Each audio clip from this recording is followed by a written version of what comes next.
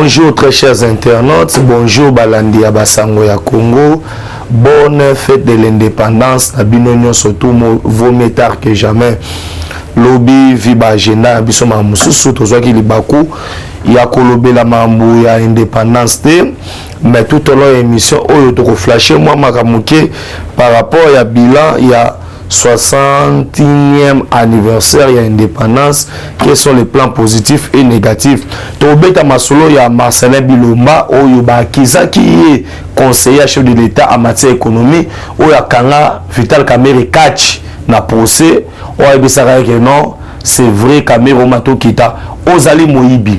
Tobeta Masolo nango nous allons parler encore tozonga moi muke na interview au mokonza mboka accorda qui na Jeune Afrique parce que ba bilobela morobo elobami pourquoi pas tobeta Masolo ya o to bengi na niveau ya beni o population abimi par rapport ya ko manifester na 10 personnes oyo ba ADF babumaki lisusu to ko beta Masolo ya Matata Mponyo oyo ba nyonso to azoganga non azana présomption d'innocence mais to wesa bino de la même manière azana présomption d'innocence ndenge pe azali de la même manière na présomption ya culpabilité ya coupable pardon.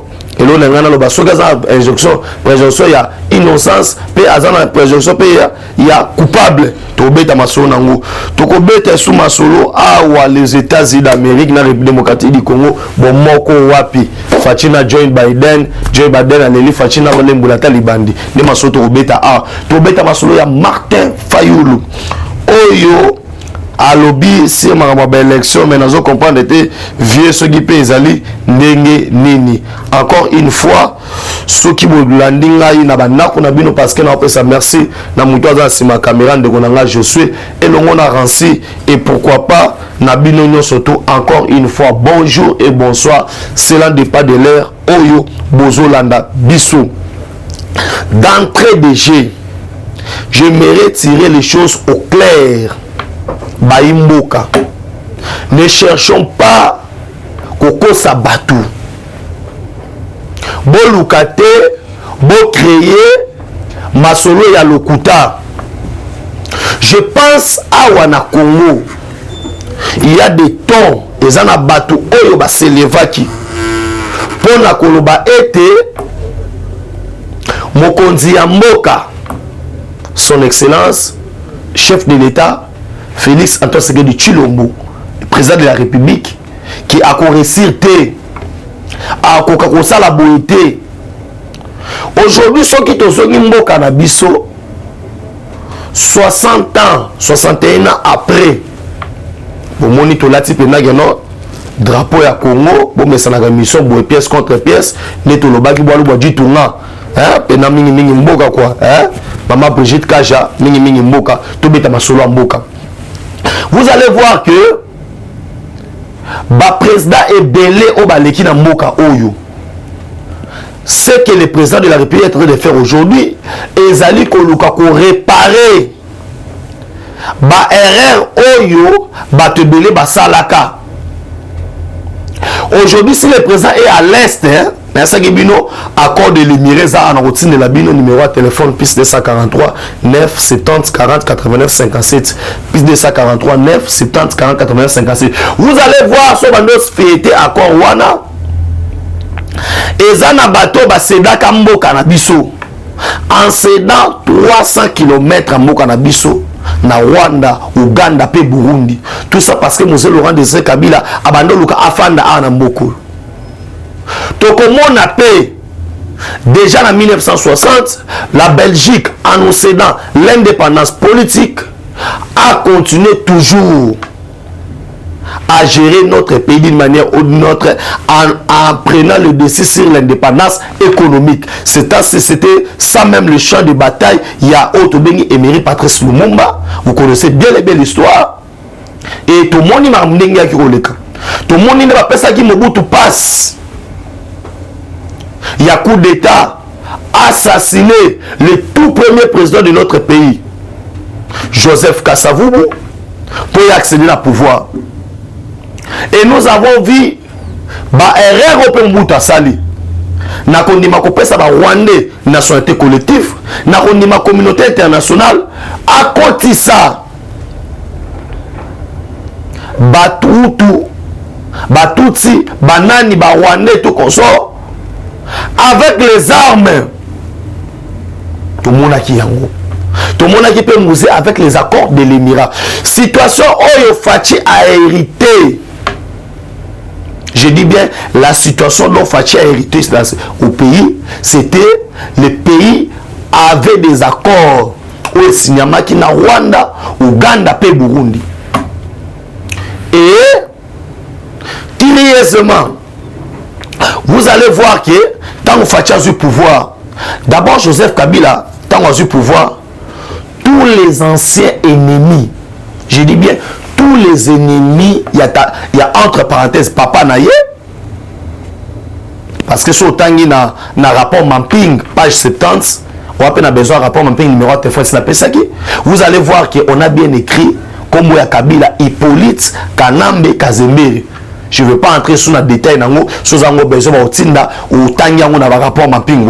Vous allez voir maintenant que tous les ennemis, soi-disant ennemis, il y a Papa Naye, Oyo Bazalaki. Parce que j'ai une vidéo ici. Oh, Mouzazo va clairement. Idée à Mousseveni. Et ça, qu'on soit contrôle la minerai na biso. Et ça, qu'on soit la boue. J'ai des vidéos, j'ai des preuves. Oh, Mouzé, Naïté, Naï Benjamin, mais Mouzé, Laurent des Kabila. Azolo Bayango. Azo expliqué terme accord de l'Émirat. Parce que Mouzé lui-même, état que nationaliste, a qui comprend des gravités. Il y a un accord au Signaki. Et Mouzé parle dans cette vidéo. Non, il pense que moi je serais quelqu'un qu'on doit manipuler. Il voulait tout faire pour bâtir la RDC, Mouto va manipuler. Mais ça, dans cette vidéo. Voilà pourquoi vous allez comprendre que tableau Oyo na beti ko bana 1960 ti lelo Oyo ne bisika mokonza mboka azwaki mboka Oyo. Maintenant, est-ce qu'il devait aller na makambo na précipitation? Non. So le ko ki na précipitation, Oyo ki n'a expliqué ndenge déjà ba base de ces fandaki. Il y avait un groupe des étrangers au bazo profiter qu'on a les accords de l'Émirat. Oyo ba se retrouva qui autour de Joseph Kabila.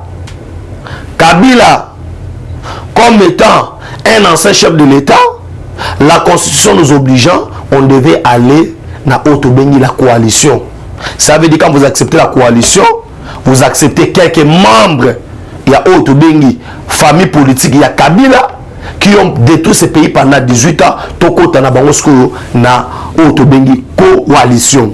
Et dans cette coalition, on a beaucoup. Pour te mettre ma base ya sika na mboka oyo. Mais la guerre à l'est avait deux colorations. Un, une partie à la communauté internationale. De deux, ils ont une partie à la communauté africaine. Parce que tant on s'en est Rwanda, Ouganda et quelques Congolais, oyo bazaki na likita auto bengi RCD. Voilà pourquoi vous remonte que non tout au long il y a mandat, il y a Joseph Kabila, tous les anciens de RCD. Je dis bien tous les anciens de RCD. Ozui batulukola banani, batambwe mwamba, bazaria soubewa, batuana nyoso ba Lambert Mende, tous ces gens-là bazalaki na auto bengi Joseph Kabila tina souka. C'est pour vous dire que non, ne place à bongo tous qui pouvoir. Non seulement on devait agir rapidement, mais on devait aussi agir avec intelligence. Bon, moni lelo oyoyo, on a réussi, il y a qu'au déférer, il y a qu'au katabakor, mais en signant d'autres accords, ils allaient favorables pour la République démocratique du Congo, et les gens qui ne comprennent pas, ils injurient le chef de l'État en disant que non, à Tekimboka et pas à Kagame. Mais c'est faux, archi faux. Aujourd'hui, preuve à l'appui vidéo, on arrête 31 lingots d'or oyo banda kobima pe système ana ebimaka illégalement ekendaka Uganda bisika wapi biloko etekamaka Burundi tout consort. Mais aujourd'hui quand tosali nzela kasinzi tozo construire nzela pour makambo comme légal. En mettant l'état de siège, on a découvert beaucoup. Nombre de militaires à Bogoté. Tous en général Awa, Luboya Kachama, Oazolela. Pour dire que comment toute une province et qui ont récolté, nord qui vous ont récolté $1 million par ma province Mobimba. Alors, rien qu'avec ma camion, ma droit, ma camion, $1000 par camion. Province Romanami, $1 million par mois. Hein? La découverte est belle. Et mon konzi à Moka, il a compris que au matao kita lelo Congo minéré bandara kobima. Mais en attendant, nous va construire la société à raffinerie na Congo te. Bon kanga ke minéré bimaka li susute, tu te retournes ba société non. To kanga te. Parce que tant que tozo banda ko teka ba minéré en monnaie du forme ndena sima nango tokozwa mboka ya kotonga pe ya tozwa mbongo pardon ya kotonga pe mboka na biso basala raffinerie ya kosala or ya kosala boy. Mais ces industries maintenant na mito za na Rwanda totika babanda koyiba ngo dimane clandestin ba kenda koteka na Rwanda pour Rwanda raffiner kende poto non. Nous signons un accord, il y a l'état congolais banda kobisa ba minerai officiellement ba keyi nango ba raffiner ngo kuna. Et na simanango Congo a profité bango pe ba Rwanda na ba profité, c'est pour un temps, je dis bien c'est pour un temps. Or pendant 18 ans minéré wana banda ko bima d'une manière frauduleuse pour profiter na RDC mais et profiter na ba individu nde bozoka bazo ganga oh non et akiko ko signer accord Rwanda non mon frère totika okosa mba lokuta na continue interview mokonza mboka wana pe le retour lobela. D'abord, la question concernant son salaire. Au Konzambo Kalobi, Azap droit au salaire n'a été. Et salaire n'est pas amouné d'été. Et c'est belé été. Et puis en plus, concernant mon salaire, le chef de l'État est prêt.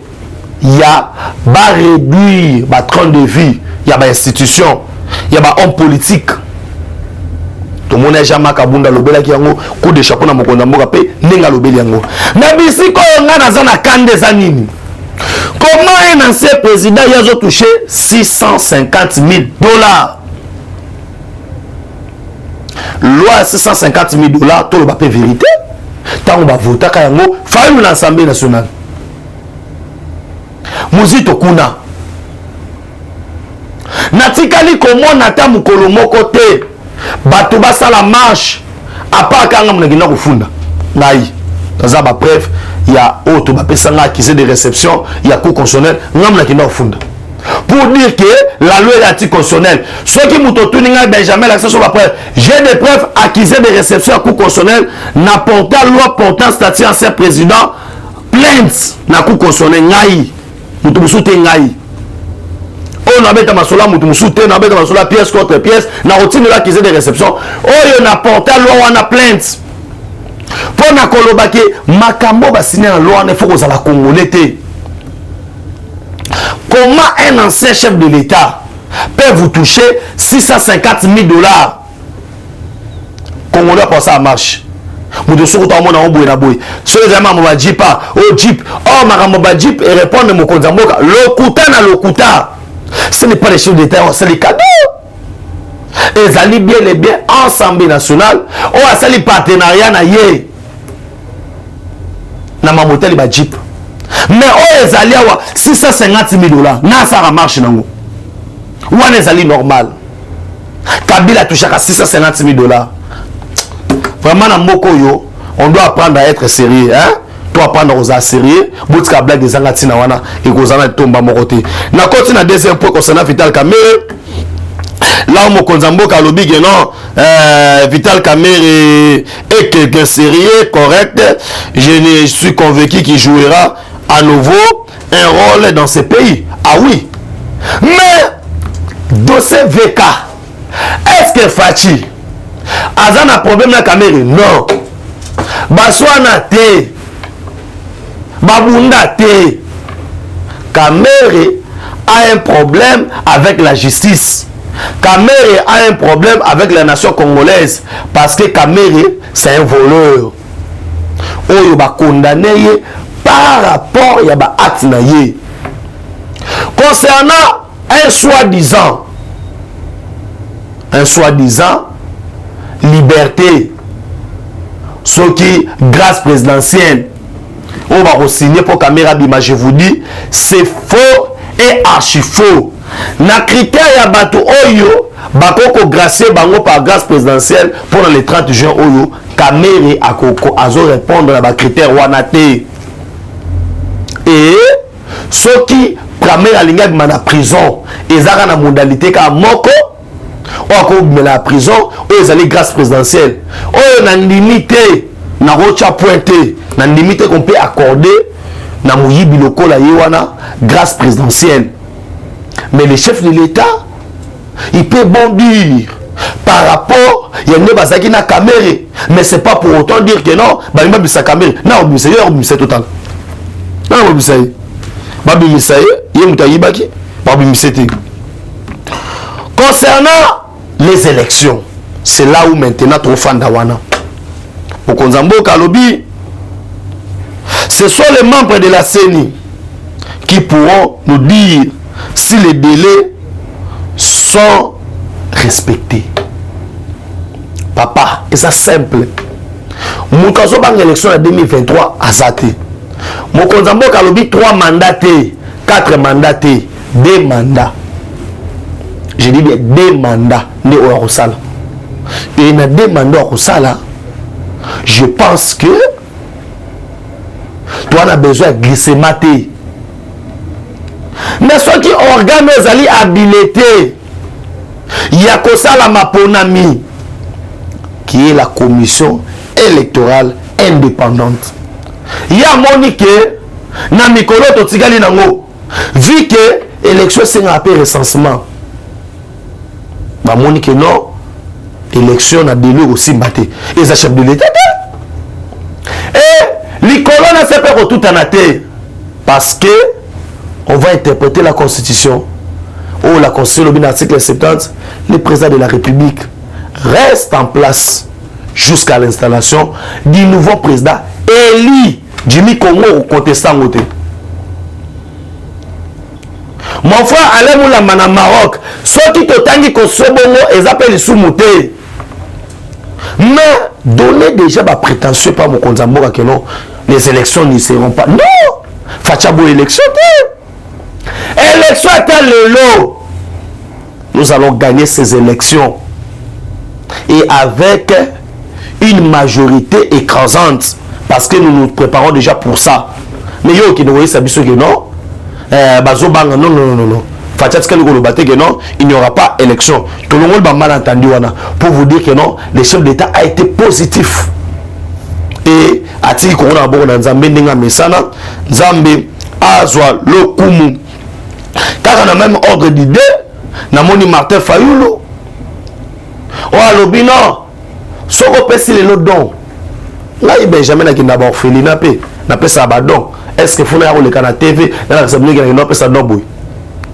Est-ce que faut pas comparer que non, là il coûte Benjamin, n'a pas si bon fait les locaux bouille. Congo t'en repère ça va côté non. So salidon. Mais concernant ba Jeep, quand tu critiques par rapport à ba Jeep que non, ba ambulance bouille na bouille. Yebisa batou, vérité yo Martin Fayoulou. Mongo na yo dans l'Assemblée nationale, il y a salaire aux orato. To banana wana. Yo to na sous peuple congolais. Le lot quand vous dites que non, après avoir violé la constitution, anormal les juges de la cour constitutionnelle, et maintenant, on a composé un CENI politisé pour la victoire de Félix Tshisekedi. Mais vous avez raison. On reconnaît que non, la victoire en 2023 c'est abisso. Mais la CENI, président CENI a eu des pestes, a eu la société civile. Et CENI a composante belé Et nous allons gagner ces élections, on les met, gagner en go. Pour habiter au roi Bissoboy, malgré tout, il y a une mission, il y a postulé et tout consomme, soit c'est une postulé, on a bête à battre dans les mois de dégâts. Yo gagné, pour vous dire que non, Maramozo qui est tellement bien, mais dur, des conneries, ce sont des théâtres. Aux opposants na tongo, na poko na buto ya rosenga, na buto ya na koko pa kabila.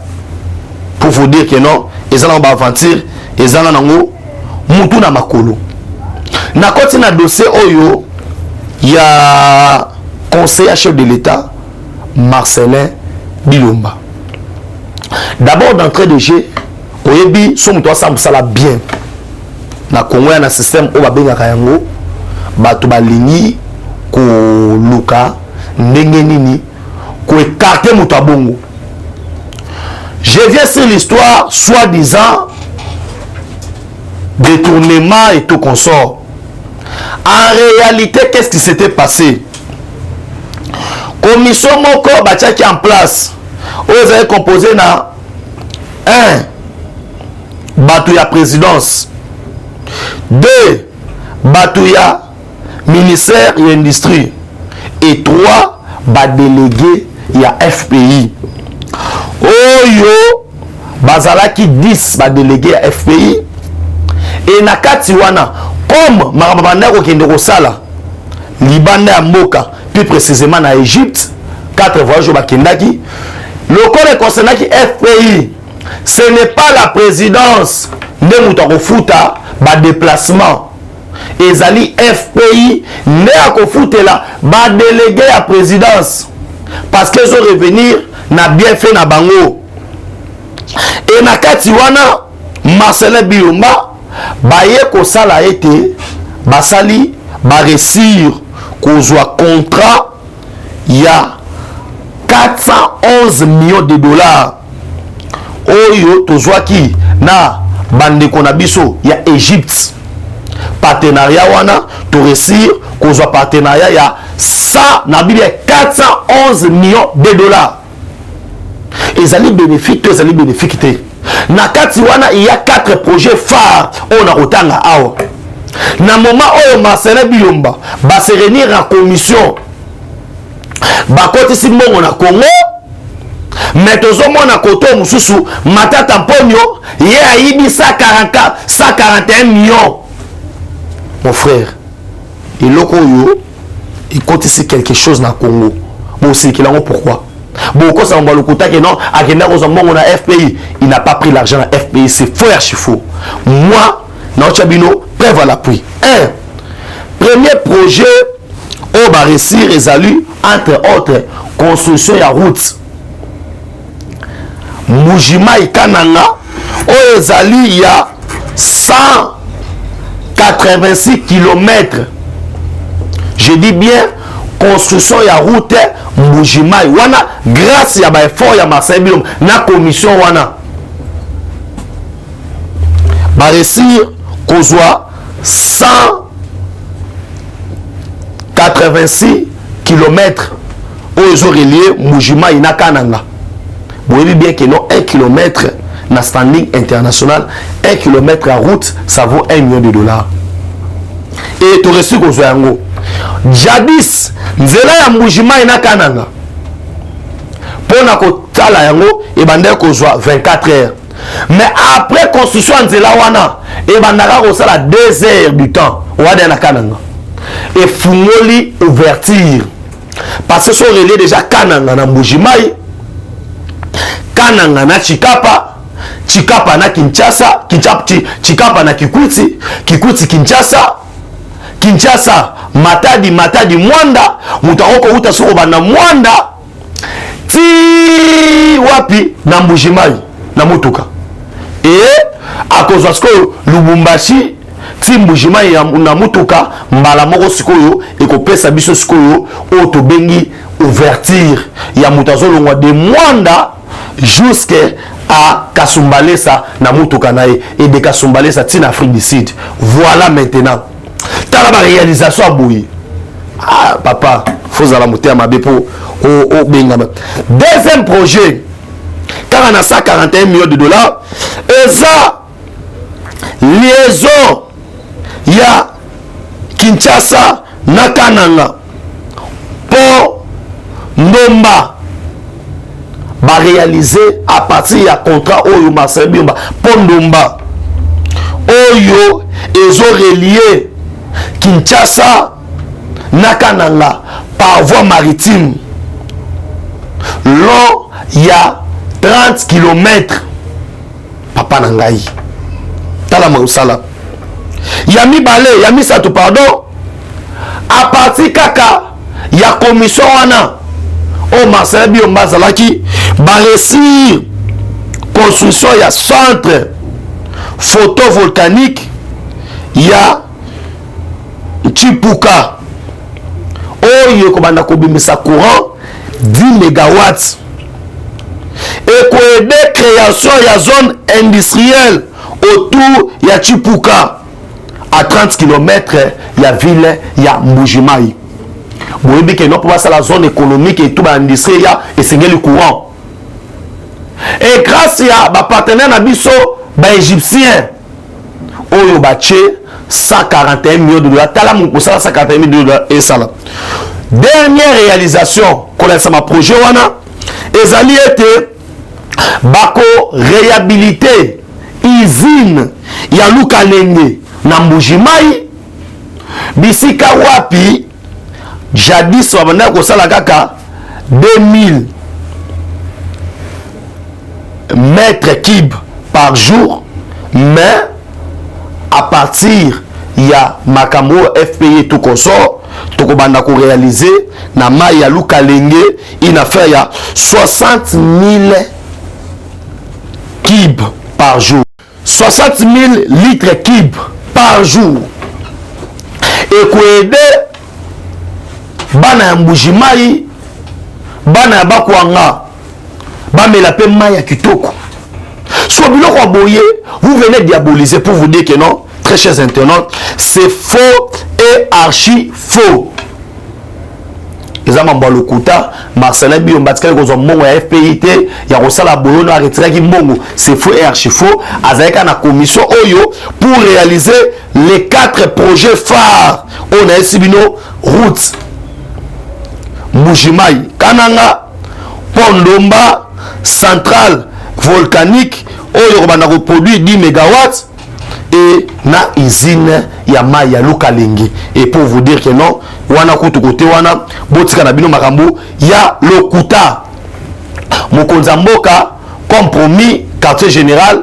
na est de la République silence radio mais je tiens na komo citer na émission à l'école je tiens à kokebisa bandeko na ngai o bazana Beni aujourd'hui bato bakufidis na Beni boseli marche c'est bien bon mais na le régime a dit ça bando kufa combien et aujourd'hui les ADF va se déguiser na groupe terroriste oyo bazé souté que non baza groupe rebelle que baza na village moko boy ba côté la carte population tout en demandant le rôle état de siège kuna vigilance et na aussi la population au calme arrêtez ces marches là en faisant ces marches bandongolomi soit kota et puis dénoncer.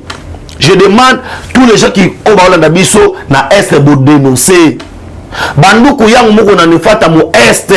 Moi je pour dénoncer ba ADF.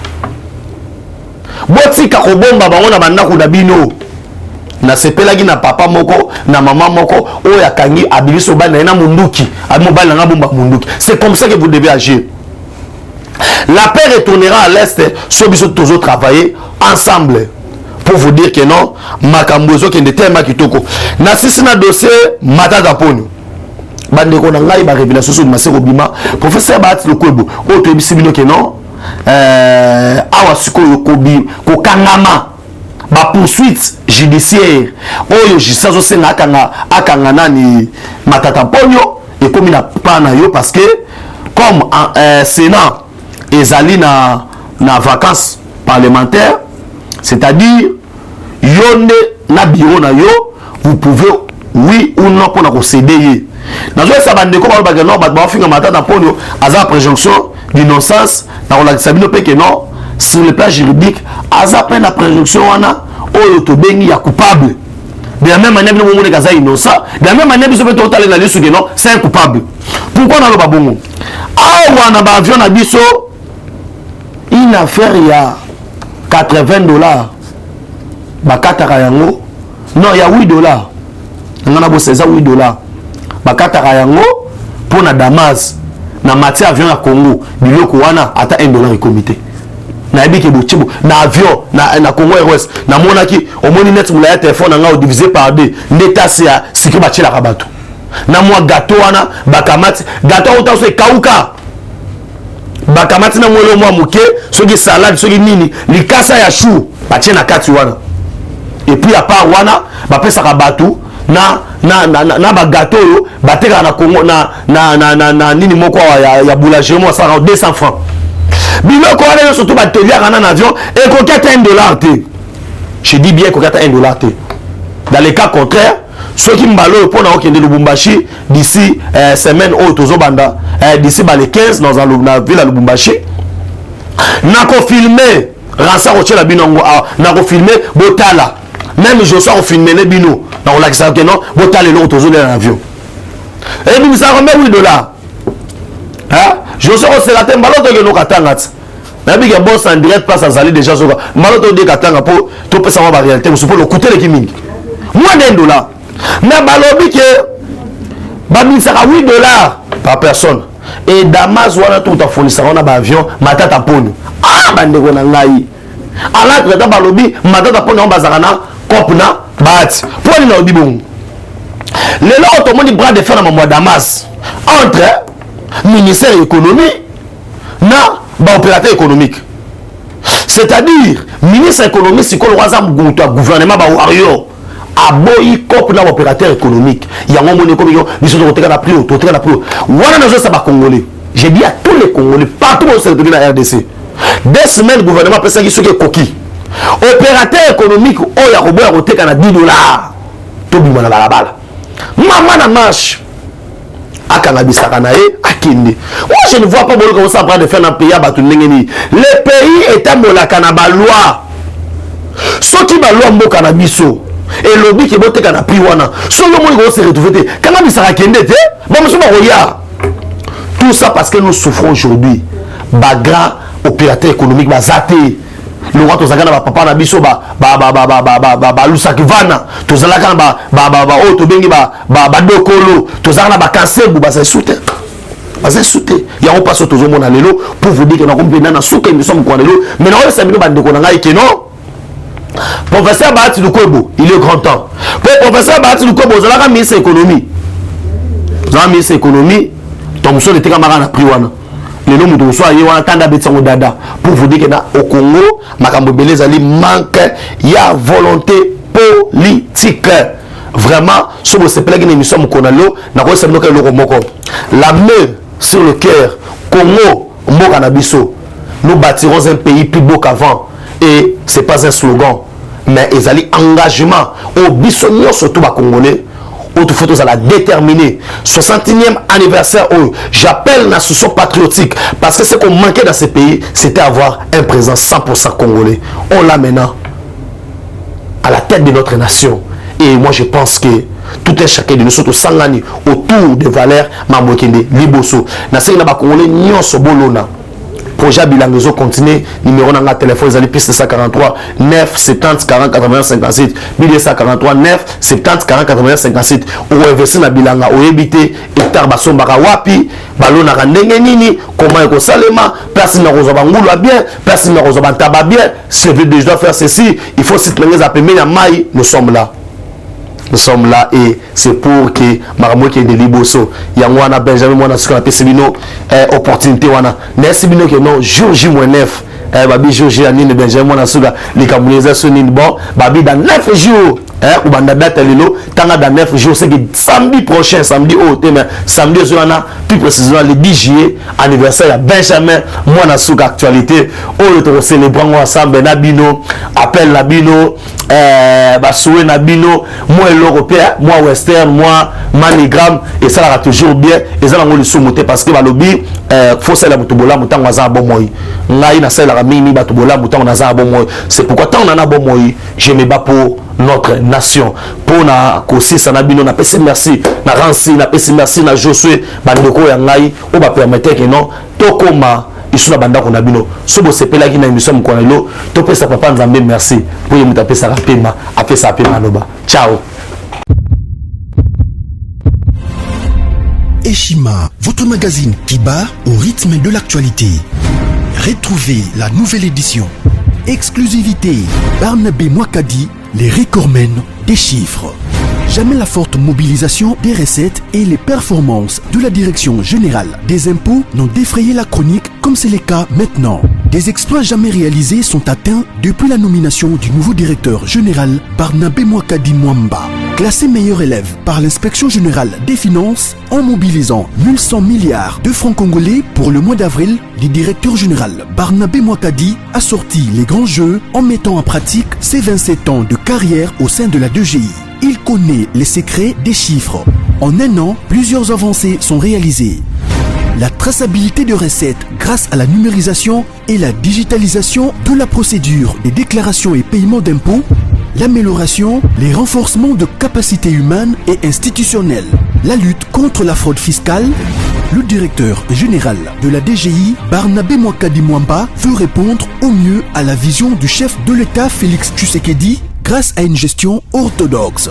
Focus, José Mpanda, blanc comme neige. Interpellé par l'Assemblée nationale, le ministre de la Recherche scientifique et innovation technologique a réussi à démontrer le réel problème de l'observatoire volcanique de Goma, mais également la nécessité pour l'exécutif et l'autorité budgétaire d'accorder à la recherche scientifique la place qu'elle mérite sur le plan budgétaire. Parité de Joseph Kasavubu à Félix Tshisekedi, les premières dames et les rôles prépondérants. Nation, Bukanga Lonzo, quelle suite après les refus de la levée d'immunité du Sénat? Enquête, l'Office congolais des contrôles se perd dans sa mission. Et Shima revient sur l'histoire des leaders africains assassinés, les forces et faiblesses de la RDC dans ses relations internationales. Culture, rituels et coutumes des Bashi. Retrouvez l'intégralité du magazine Eshima dans les kiosques. Eshima Magazine, un nouveau standard d'information.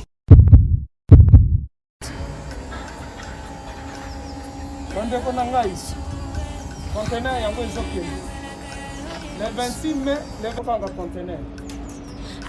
Conteneur chaque mois. Donc, next ekozala le 26 mai. Olingo tinda velo. Mutuka, please aussi au Kangi. Biloko tout, au même cannabis. Benga biso, comme ça, toya, so même biloko tout dans la Congo.